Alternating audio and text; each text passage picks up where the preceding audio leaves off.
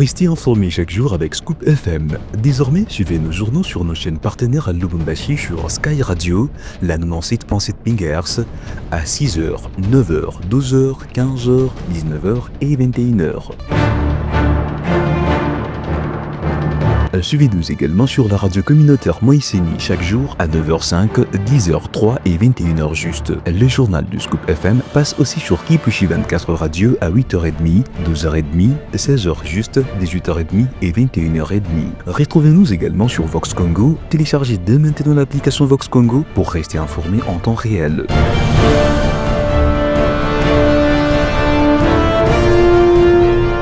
Scoop FM, suivez-nous sur notre page Facebook et sur notre chaîne YouTube pour tout savoir sur l'actualité locale, provinciale, nationale et internationale.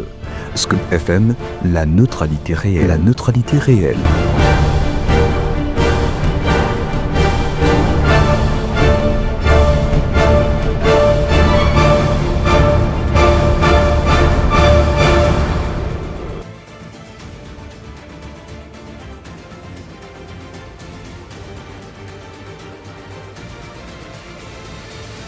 Mesdames et messieurs, bonjour et bienvenue à cette édition du journal. Un seul titre à la une de l'actualité, la Cour constitutionnelle de la République démocratique du Congo a rendu son verdict dans l'affaire de Bukongalonzo, mardi 20 mai 2025 à Kinshasa. Augustin Matata Ponyo, ancien premier ministre de la RDC, a été condamné à 10 ans de travaux forcés et 5 ans d'inéligibilité. Nous y reviendrons avec force et détails dans cette édition du journal. À la présentation, Gloire Diboui, bienvenue à tous.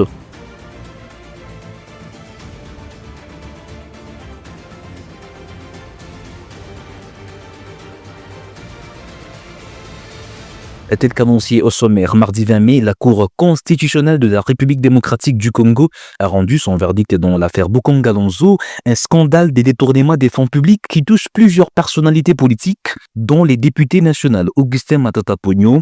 Ce dernier a été condamné à 10 ans de travaux forcés et 5 ans d'inéligibilité. À cette occasion, notre rédaction a approché quelques politiques qui ont fait leur lecture quant à ça. Suivez tour à tour Benny Belessi, cadre de l'ECD, et Cox Koko Mounyangi, cadre de la CO, qui ont été joints au téléphone par Gracia Akilimali. Il est vrai que la justice élève une nation. Laquelle justice qui doit être indépendante, équitable, juste et non influençable. Bravo, nous avons appris hier que la Cour constitutionnelle, qui est la haute cour, a condamné l'ancien Premier ministre Matata Ponyo Maponde, qui en son temps était Premier ministre et qui avait détourné l'argent de l'État qui était prévu pour le parc agro-industriel de Bukongalonzo dans les Congo. Si tous les contours prouvent qu'il a détourné l'argent, qu'est-ce que vous voulez? Il doit être interpellé et être arrêté si tout est vrai. Parce qu'on dit manque de punition, c'est l'impunité qui excite les méchants à faire du mal ou à faire des crimes. Moi, je crois que si c'est prouvé qu'il a détourné l'argent, il doit être interpellé et arrêté. C'est ça que dit la loi. Mais nous ne voulons pas que ça s'arrête à son niveau, qu'il soit vu comme le seul voleur qui a détourné l'argent de l'État. Nous voulons que demain ou après-demain, que tous ces voleurs qui se promènent librement à Kinshasa, à Bruxelles, qui détournent à ciel ouvert l'argent de l'État, puissent être interpellés et arrêtés comme Matata Ponyo Maponde. C'est ça que nous voulons. Mais si ça s'arrête seulement à son niveau, à ce moment-là, ça ne sera plus la justice, ça devient l'injustice. Les principes et les règles de droit sont des références. Restons sur ce même chapitre. L'immunité protège la fonction et non la personne. Matata Ponyo est devenu député alors que le poursuite était déjà engagé, dit la Cour constitutionnelle qui rejette toutes les exceptions du prévenu Matata Ponyo poursuivi pour détournement de plusieurs. Ces fonds publics détournés sont détaillés comme suit. Surfacturation et autres moyens illégaux. 96 117 669 $ américains. Société écran Desticlox. 16 10 900 $ américains. Société Feed Africa. 1 998 900 $ américains. Recettes des ventes effectuées, 764 183 $ américains. Avantages indus, 1 45 454 $ américains. Acquisition de la machine Ultimate, 7 989 408 $ américains.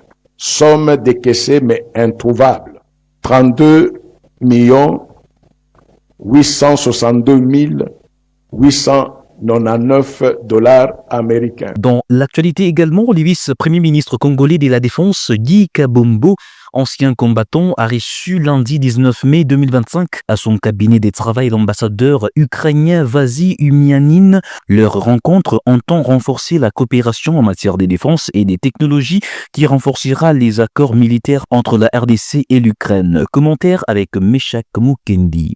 Et dans les buts de renforcer leur coopération en matière de défense et de technologies, le vice-premier ministre de la Défense et ancien combattant Guy Kabombo Mwadiavita a reçu lundi 19 mai 2025 à son cabinet de travail l'ambassadeur de l'Ukraine accrédité en RDC Vasy Umianin.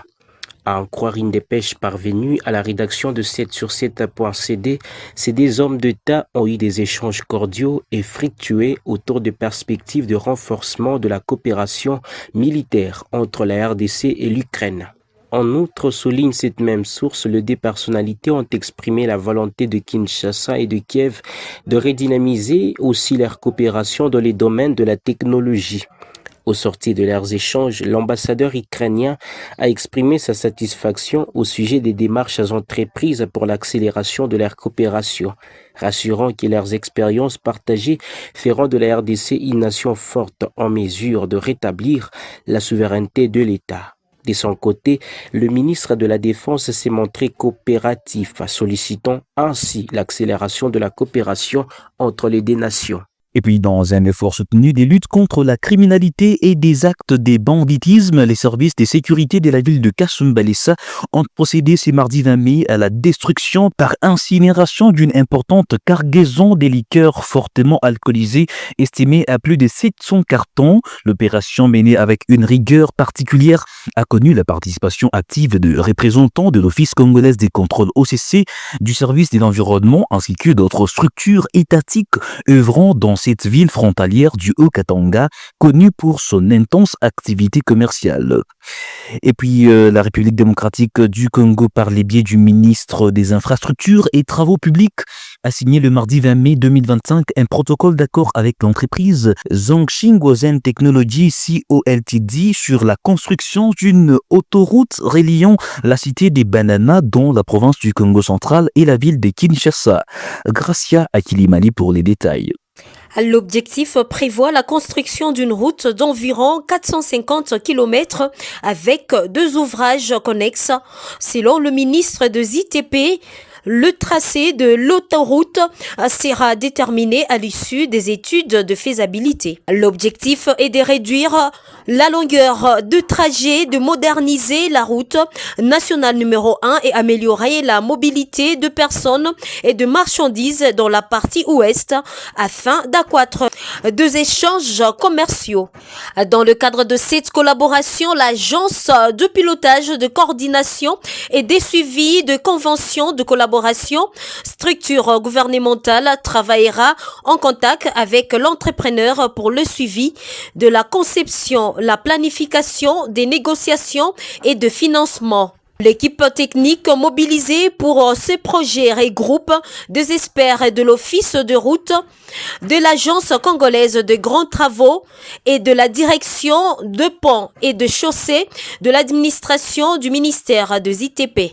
L'accord est conclu pour une durée de 12 mois, le 6 premiers mois pour les études et la période suivante pour la mobilisation du fonds nécessaire à l'exécution de travaux à partir de la signature du contrat commercial.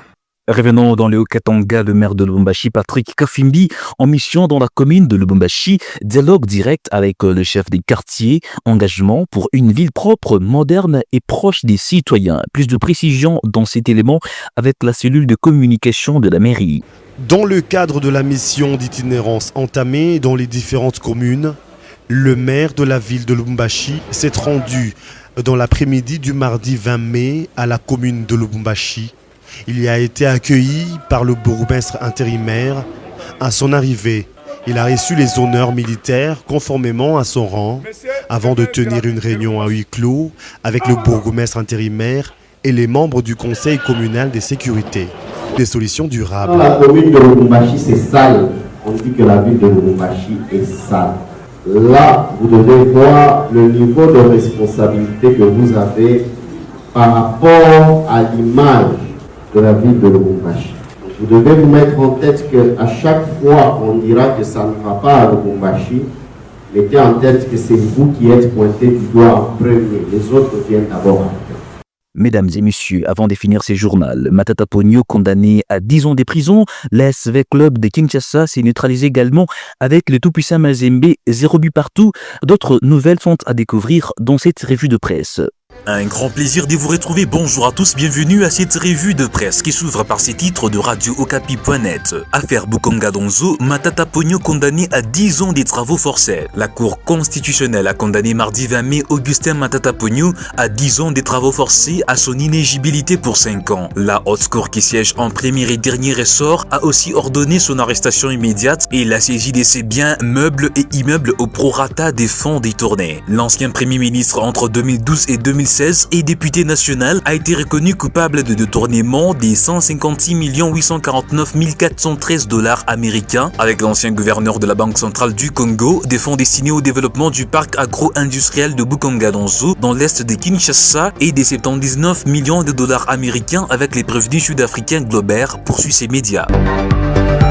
Mediacongo.net titre « Absence de Kabila à son audition au Sénat, il ne pouvait pas répondre à une invitation illégale et inconstitutionnelle », répond Ferdinand Kambere. Invité le mardi 20 mai par la commission spéciale chargée de l'examen du réquisitoire du procureur général près la Cour des cassations concernant la levée de ses immunités, les sénateurs à vie et ancien président de la République, Joseph Kabila Kabange, ne s'est pas présenté au Sénat comme prévu. Joint par Actu 30.cd, Ferdinand Kambere, secrétaire permanent adjoint du PPRD, a laissé entendre que Kabila ne pouvait pas répondre à une invitation qu'il juge d'illégale et inconstitutionnelle. Il s'y est dénoté que l'ancien président de la République, Joseph Kabila, est accusé par la justice congolaise d'entretenir des liens avec la rébellion du M23 AFC dans le but de déstabiliser les pays, poursuit ces tabloïds.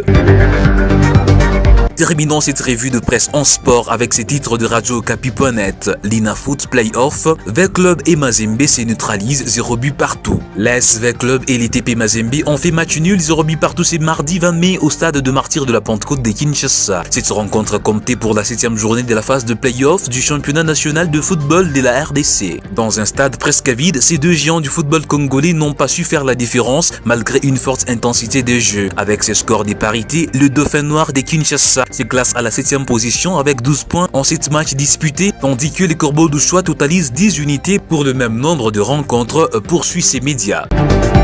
Mesdames et messieurs, voilà qui met un terme à cette revue de presse sur votre radio.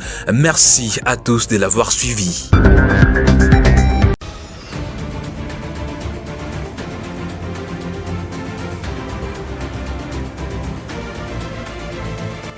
Ce fut un plaisir de vous servir en ce jour, mesdames et messieurs. Voilà qui met un terme à cette édition du journal, coordonnée par Christian Mouchampa, réalisée par l'ensemble de l'équipe rédactionnelle. Retrouvons-nous demain pour un autre point sur l'actualité. D'ici là, portez-vous très bien. À très bientôt.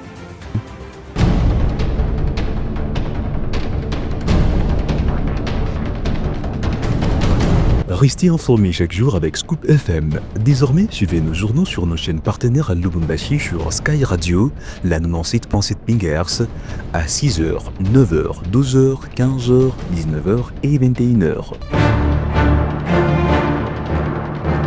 Suivez-nous également sur la radio communautaire Moïseni chaque jour à 9h05, 10h03 et 21h juste. Le journal du Scoop FM passe aussi sur Kipushi 24 Radio à 8h30, 12h30, 16h juste, 18h30 et 21h30.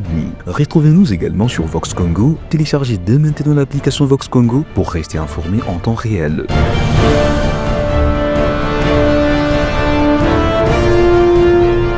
Scoop FM, suivez-nous sur notre page Facebook et sur notre chaîne YouTube pour tout savoir sur l'actualité locale, provinciale, nationale et internationale.